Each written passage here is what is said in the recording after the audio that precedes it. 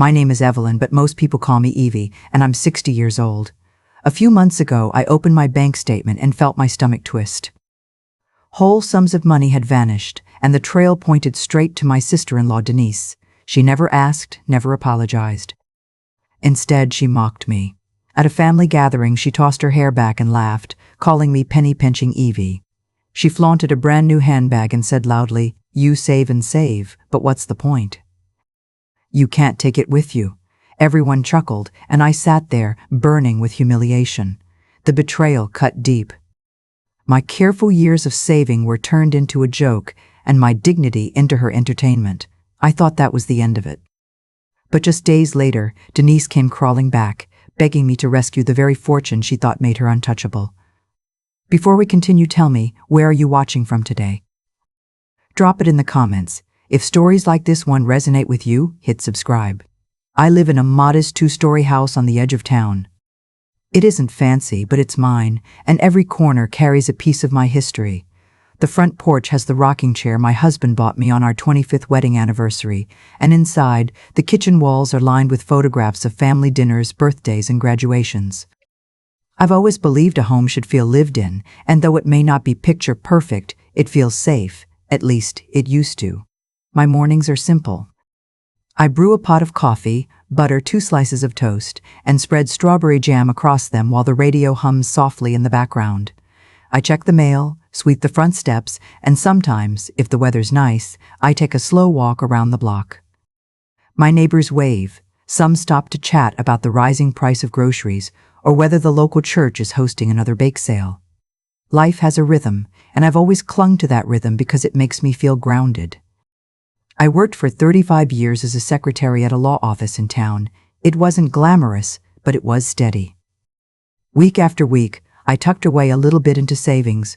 While others spent their paychecks on the latest gadgets or trips, I balanced my checkbook carefully and slipped receipts into a worn ledger I kept in a desk drawer. I even kept envelopes marked emergency fund and Christmas fund. Every dollar had a place, and every penny had a purpose. That habit of careful saving wasn't just about money, it was about security. Growing up, we didn't always have enough, and I swore I'd never feel that powerless again. My children are grown now. My daughter lives in Oregon, raising 2 kids of her own, and my son is stationed with the military overseas. Both call when they can, but most of my days are quiet. Retirement looms close, and I've been thinking about how to stretch my pension and savings to carry me through. It isn't about extravagance, it's about dignity. I want to live without being a burden to anyone. Enter Denise, my sister-in-law.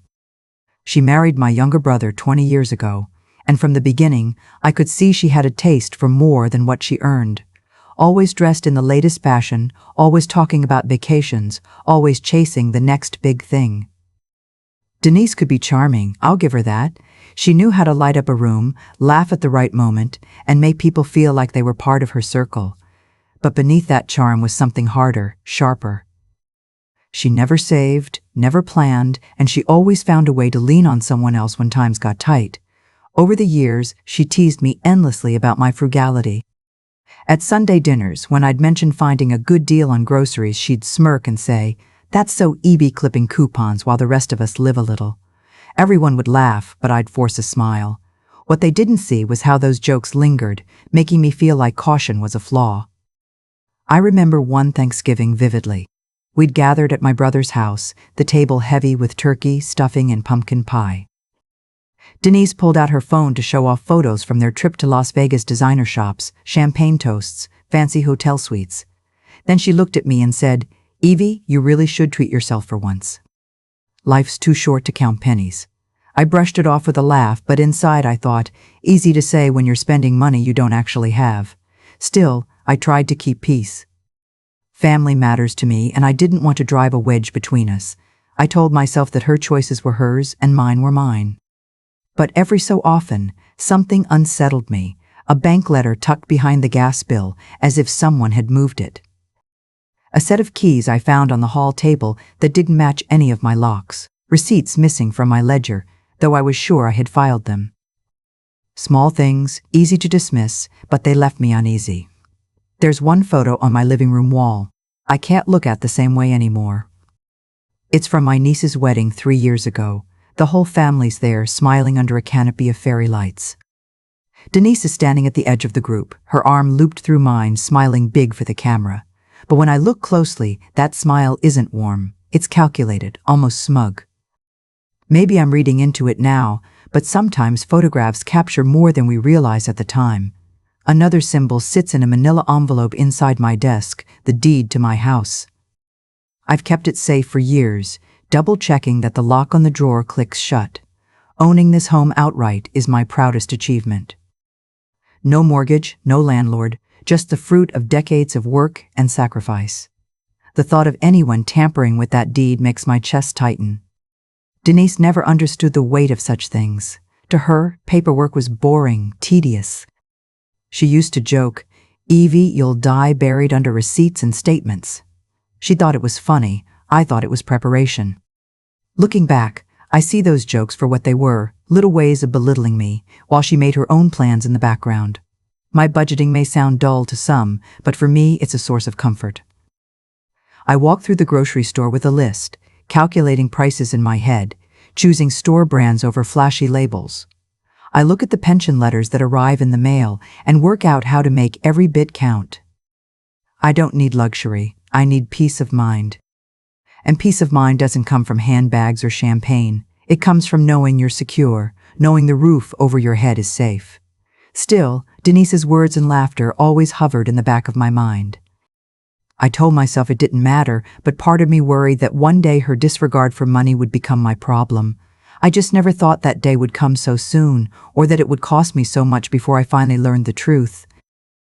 It began on an ordinary Tuesday morning. I had just finished my coffee and sat down at the kitchen table with my stack of mail, as I always do. There was a letter from the bank, a monthly statement I nearly set aside because I usually check everything online. Something told me to open it. Maybe it was habit, maybe instinct, but when I did, my eyes went straight to the numbers and my breath caught in my chest. Several withdrawals, large ones, were listed in neat black print. 400 here, 600 there, another 800 only a week later. My stomach churned. I never moved money like that. I checked my ledger, flipping through the pages where I had written every deposit and withdrawal for years. Nothing matched. I double-checked, thinking maybe I'd forgotten a bill, but no. These amounts weren't mine. At first I thought it had to be a mistake. Banks make errors. People type the wrong account number. I picked up the phone, my hands trembling, and called customer service. The young man on the other end confirmed the withdrawals had been made with my debit card at a store across town. He read me the exact dates and times. My throat went dry. Those were days I had been at home, folding laundry or cooking soup. I hung up, heart racing. Fraud, I thought. Someone must have stolen my information. But then, the pieces began to fit together in a way that made me feel sick. The expensive handbag Denise had paraded around. The new gold bracelet glinting on her wrist at dinner. The way she'd teased me about sitting on money I'd never spend. I wanted to dismiss the thought, but it sat there, heavy and undeniable. I didn't accuse her right away. Instead, I asked her casually about her shopping trip. She laughed, tossing her hair back, and said, "Oh, you know me, Evie, I can't resist a little splurge." Then she added with a pointed look, "You wouldn't understand. You'd still be saving for Christmas 2030 if you had your way." Everyone chuckled. I forced myself to smile, but inside I was burning. Later, when I brought up the missing money, Denise didn't flinch. She leaned against the kitchen counter, arms crossed, and smirked. "Honestly, Evie, you're making a big deal over nothing. You're so old-fashioned. People move money around all the time. Maybe you just forgot." Her words stung. Forget? Me? I had spent decades documenting every penny, every receipt, every balance. Forgetting wasn't in my nature. I pressed her, my voice shaking, but she rolled her eyes and said, "You should relax. Life isn't about hoarding. It's about living. Maybe take a lesson from me." The humiliation hit harder than the missing money. She was mocking me to my face, dismissing my fear as though it were nothing more than paranoia. I wanted to scream, but the room spun with disbelief. My savings, What I had built slowly and carefully was slipping through my fingers, and the person stealing it had the audacity to laugh at me. That night, I couldn't sleep. I lay awake staring at the ceiling, listening to the creaks of the old house. I felt stripped of safety. The money was one thing, but the betrayal was something else entirely. I thought of the deed tucked in my desk, the ledgers stacked neatly in the drawer. Suddenly, none of it felt secure. What good was saving, preparing, protecting, if someone could take it and laugh while they did it? I had always believed in dignity, that if you lived with honesty and care, life would repay you with peace. But in that moment, my ordinary, carefully built world collapsed. I didn't just feel betrayed. I felt unsafe in my own life, as though every careful plan I had made was a fragile illusion someone else could shatter at will. And the worst part was, the shattering had already begun. The morning after my sleepless night, I pulled out the worn blue ledger I had kept for decades. Its pages were filled with neat lines of handwriting, dates, amounts, check numbers. I turned to the most recent entries, my pen stroke still sharp from the week before. Nothing matched the withdrawals on the bank statement. I laid both documents side by side, my finger running down the columns, my chest tightening. I knew these numbers didn't belong to me, but the question haunted me. Did I somehow miss something? Could I really have forgotten? I went through every receipt in my desk drawer, smoothing the crumpled ones, checking each against my ledger. Everything balanced except for those mysterious amounts. I tried to convince myself maybe I'd withdrawn cash for something small and simply failed to write it down. But the truth was, I hadn't touched those funds. I knew it in my bones. Still, doubt crept in. Maybe this was what Denise meant when she said I was old-fashioned. Maybe I was slipping, losing track. At 60, the idea terrified me. Forgetfulness felt like weakness, and weakness was something I'd avoided my entire life. But then, as if the universe wanted to clear the fog, I remembered a conversation from just a few weeks earlier. Denise had come over unannounced as usual, her perfume wafting through the house before she even set down her handbag. She had leaned casually against the kitchen counter, flipping through the stack of mail I'd left unopened. "You really keep all of this?" she'd asked, holding a pension letter between her polished fingers. "Most people just toss it." I had laughed nervously, snatching it back, but now the memory unsettled me. I began to notice other things. Denise's car, once a modest sedan, had been traded for a newer model, gleaming in the driveway. A diamond pendant sparkled at her throat one Sunday, catching the light as she poured herself a glass of wine. She brushed it off as a gift from a friend, but something about her grin didn't sit right. The more I watched, the more pieces started to align. At the grocery store, she tossed name-brand items into the cart while joking that I was still living like it was 1985. At dinner, she ordered extra appetizers, champagne, and dessert, laughing about how life's too short not to indulge. On the surface, it seemed harmless, just Denise being Denise. But now, with money missing from my account, it all looked different. I started keeping my eyes open when she was around. One afternoon, when she left her handbag on my sofa while fetching a drink, I noticed a folded bank slip peeking out. My heart pounded as I resisted the urge to touch it. I didn't. But I saw enough of the numbers to recognize the name of my bank. Why would she have slips from my branch when her accounts were elsewhere? The whispers of suspicion grew louder. I told myself not to jump to conclusions, but I couldn't ignore the unease twisting in my stomach. I began searching quietly. In my desk drawers, I found a statement pushed far to the back, one I hadn't opened yet. When I slid it open, I saw another withdrawal, this time for nearly 1,000. My breath caught. Someone was trying to bury the evidence. That night, while washing dishes, the phone rang. Denise's voice floated through the answering machine, light, careless. "Just checking in, Evie. Wondered if you got that letter yet. Call me back." My skin prickled. What letter? Why would she even know I had one? I didn't sleep again. I sat at the kitchen table, the deed to my house laid out in front of me, the keys to every lock lined up beside it. They were supposed to represent safety, control, stability. Instead, I felt stripped bare. If Denise could reach into my finances, what else could she reach into? The inner battle tore at me. Part of me clung to doubt. Maybe I'm imagining this. Maybe I've grown paranoid. But the other part knew. I had spent my life documenting, saving, watching every detail. I didn't just forget. And the more Denise laughed at me, the clearer it became. She grew bolder.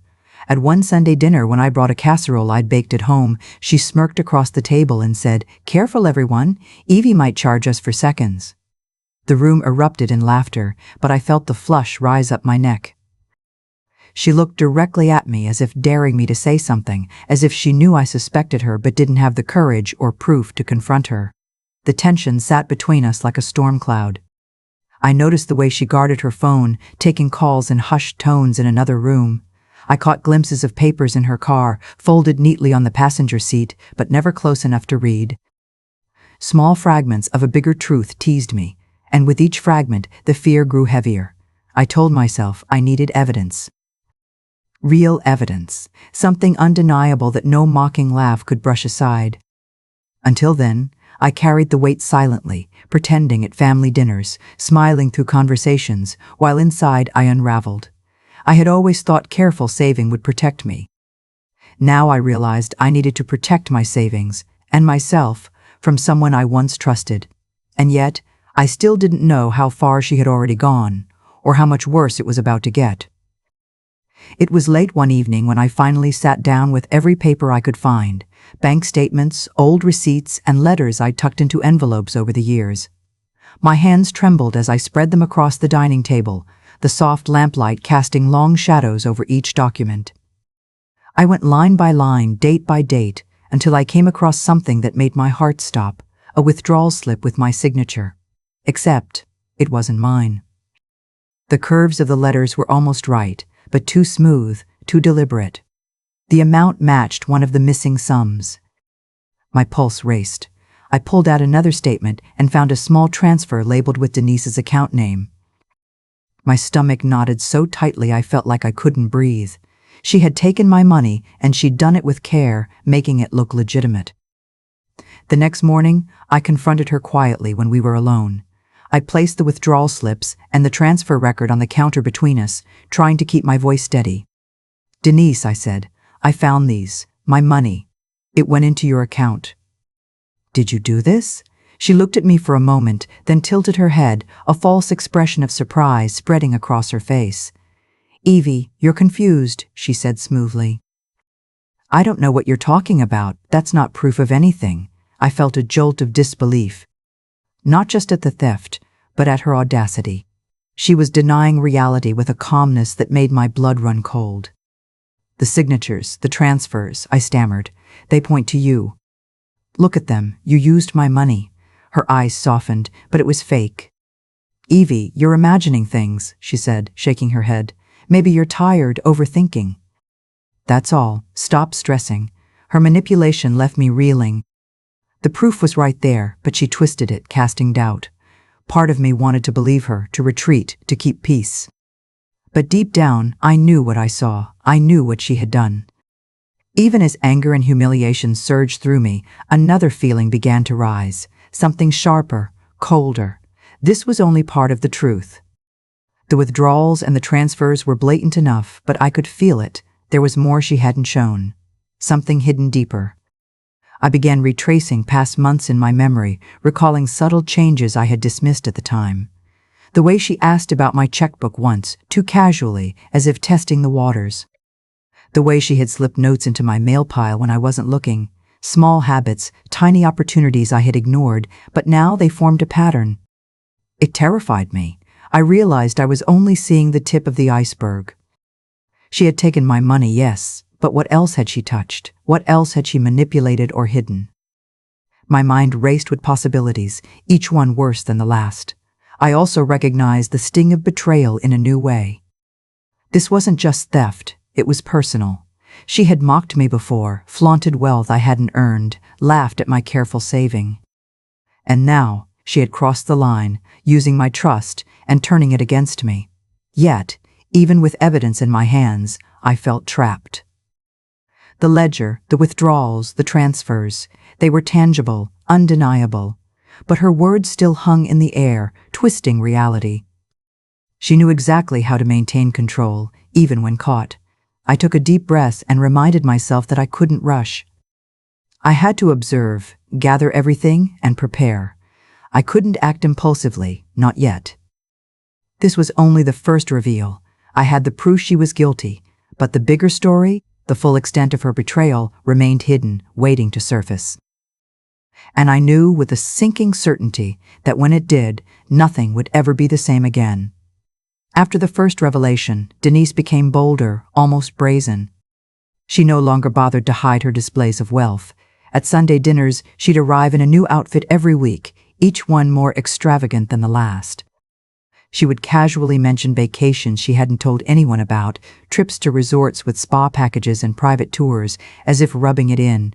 She bragged about investments, the ones she said paid off handsomely, while I quietly tallied my own dwindling savings in the back of my mind. One evening, she waved a receipt across the table, a slip from a high-end boutique. "Look at this, Evie," she said, smirking. "I just can't resist the good things in life. Maybe you should try it sometime." Laughter erupted around her, and I forced a polite smile, my chest tight with humiliation. My careful, modest life, built over decades, was being ridiculed in front of the people I trusted. The community felt like a stage where she could perform her triumph over me. Neighbors who had once admired my thriftiness now chuckled alongside her, unaware that what they were applauding was manipulation, not merit. Every comment about my penny pinching felt like a reminder of my vulnerability.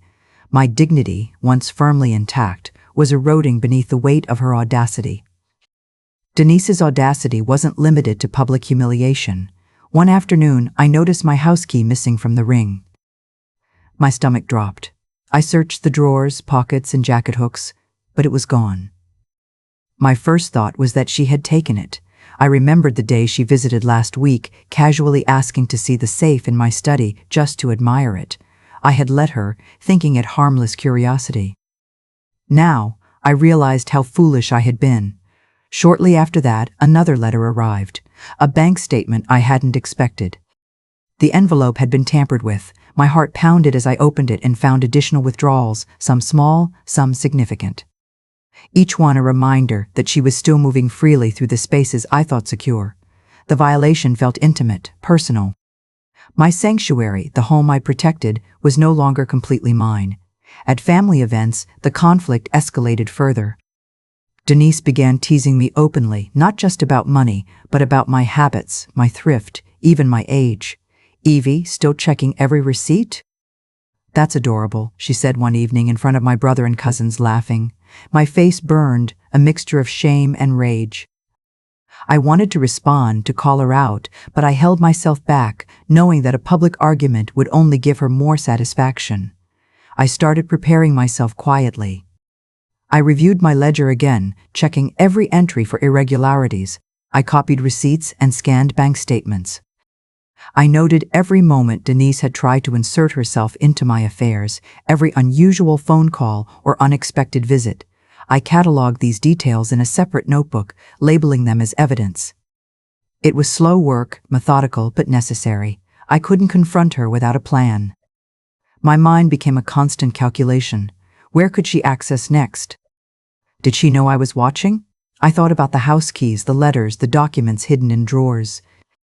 I reinforced locks, moved letters to secure folders, and made a mental note of who might be an ally if things escalated further.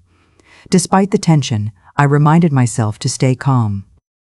Denise thrived on provocation. She wanted to see me upset, anxious, off balance. I refused to give her that satisfaction, but the internal struggle was exhausting. Every encounter, every smile she gave me felt like a mask hiding sharper teeth. I realized I had underestimated her boldness, and now I had to be smarter. Symbols of my life, once reassuring, became tools of strategy. The house keys weren't just access points, they were potential leverage. The bank letters weren't mere statements, they were evidence, pieces of a puzzle I was finally assembling. Even the photographs on the walls, particularly the one from my niece's wedding where Denise's grin had always unnerved me, now seemed like silent witnesses to her arrogance. I kept my own schedule meticulously. I double-checked my accounts daily, noting anything out of the ordinary. I kept receipts organized, secured letters away from prying eyes, and remained aware of every move Denise made. I didn't confront her yet. I didn't want to react impulsively. Instead, I built a quiet arsenal of knowledge, ready for the confrontation that I knew was inevitable. By the end of that week, I felt a mixture of fear and empowerment. Fear because she had shown she could strike boldly, disrespect boundaries, and humiliate me in front of everyone. Empowerment because I had begun to see the pattern, collect the proof, and reclaim control in ways she hadn't anticipated. My dignity, battered though it was, remained intact in my resolve. I would not let her win, not completely, not this time. It all came to a head on a rainy Tuesday afternoon. The sky was gray, matching the knot in my stomach as Denise called me, her voice unusually frantic over the phone. "Evie, I need your help," she said, the usual mockery stripped away. Panic leaked through her tone, and I felt a chill settle over me. "It's my fortune. It's collapsing. Please, I can't fix this without you." I froze, gripping the phone as if it were a lifeline. Her fortune. The one she flaunted, the one she paraded at every gathering, the one she had used to mock me endlessly. And now she was begging. My first instinct was disbelief, then anger. I wanted to hang up, leave her to whatever disaster had finally caught up to her. But a part of me, cautious, calculating, recognized an opportunity. When she arrived at my house, drenched from the rain, I didn't rush to greet her. I stood by the doorway, arms crossed, watching her falter under the weight of her own desperation. Her perfectly styled hair was plastered to her face, mascara streaked from what I assumed were tears. She looked small in a way I had never seen before. This was the woman who had spent, mocked, and flaunted my savings like they were hers.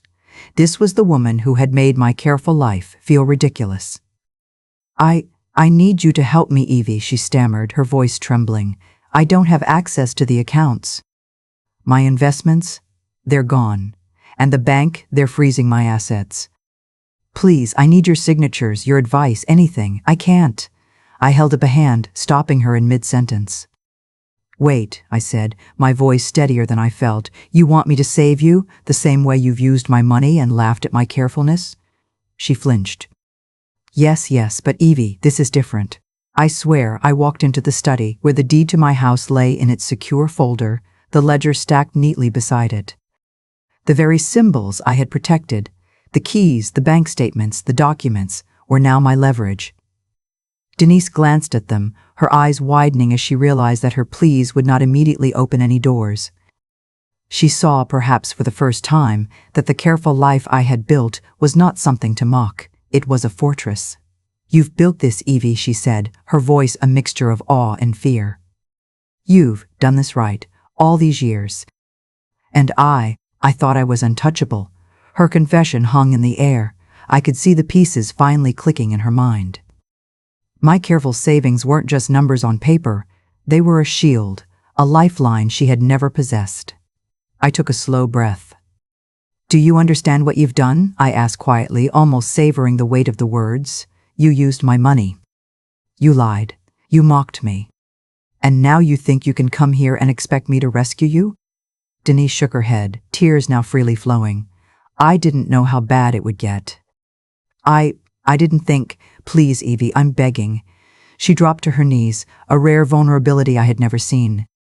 The mocking, the charm, the arrogance, it all vanished.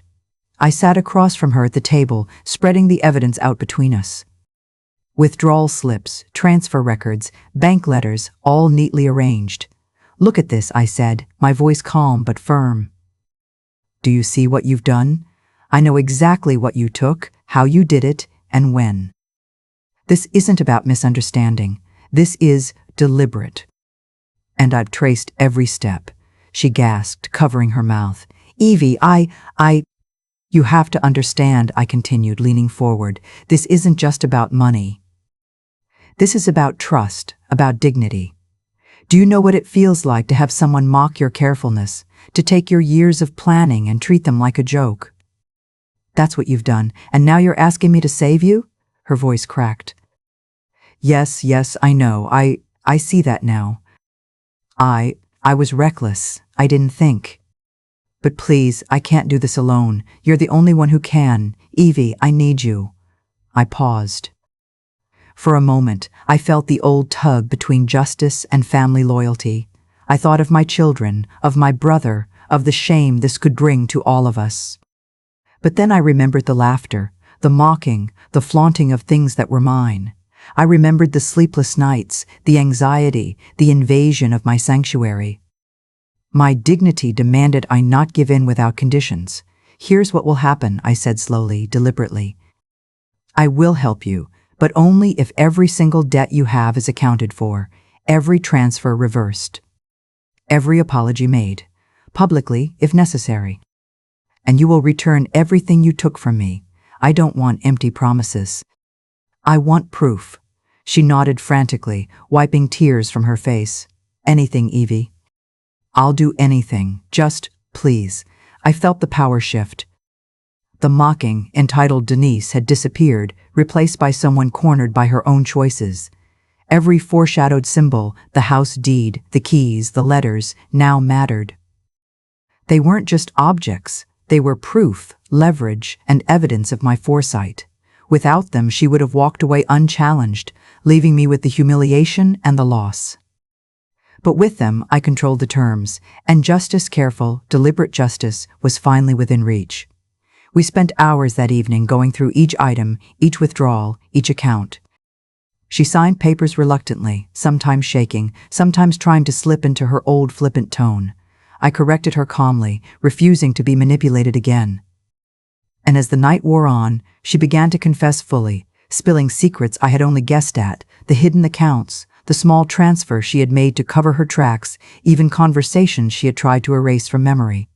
By the time she left, wet from the rain and exhausted, the confrontation had reached its peak. I had seen her stripped of arrogance, faced with the consequences of her actions. I had asserted my dignity, set boundaries, and ensured that my careful life would not be trampled again. And though the choice to help her weighed heavily, I knew that this time I was in control, not her. For the first time in weeks, I felt a strange calm.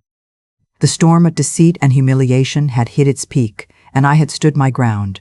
Denise had begged, confessed, and realized that my careful, honest life was not something to dismiss. And for the first time, I understood that justice, tempered with awareness and strategy, could be delivered without losing oneself to anger or bitterness. After the confrontation, I spent a long night thinking. Denise's pleading, her frantic explanations, her sudden vulnerability. It all swirled through my mind. I realized that helping her blindly, giving her access to my resources without conditions, would only reward the very behavior I had spent years enduring. I couldn't let her arrogance dictate my life any longer. The next morning, I called her over again. She arrived, hair damp from the drizzle, eyes wide with hope. I placed the house deed, my ledger, and the bank statements on the table between us. "Evie," she began, "please, I raised my hand. "No," I said firmly. "If you want help, it will be on my terms. You will repay every cent you took. You will reverse every unauthorized transfer, and you will apologize publicly, to me, to my family, and to anyone you mocked." Her face paled, the confident smirk replaced by panic. I can do that. Anything. I added one final condition. All repayment plans and legal papers must be formally documented. She could not manipulate me again. My house, my savings, and my dignity would remain untouched. For the first time, she realized that my careful planning wasn't just about money, it was about control, respect, and boundaries. Over the next few weeks, the consequences of her actions became clear. Creditors began calling, repossessions loomed, and her investments collapsed under scrutiny. Community whispers, which had once admired her lifestyle, now turned to shock and judgment. People who had laughed at my frugality began to see her for what she really was, reckless, manipulative, and self-serving. Her fortune, the very thing she flaunted, crumbled, leaving her exposed and humbled. At family gatherings, the dynamic shifted. I no longer felt the need to explain or justify my habits. When Denise tried to make jokes about stingy Evie, they fell flat. My calm, firm presence, backed by evidence and integrity, left her with no audience for mockery. For the first time in years, I reclaimed my voice. My dignity, once bruised, now stood taller than ever. I realized that true respect isn't given lightly. It is earned, protected, and defended. I took time to restore what had been disrupted, my bank accounts, my ledgers, even the simple joy of preparing meals without anxiety over who might have access to my finances. Each locked drawer, each secure document felt like a small victory, a reclaiming of the life I had built carefully, honestly, and independently.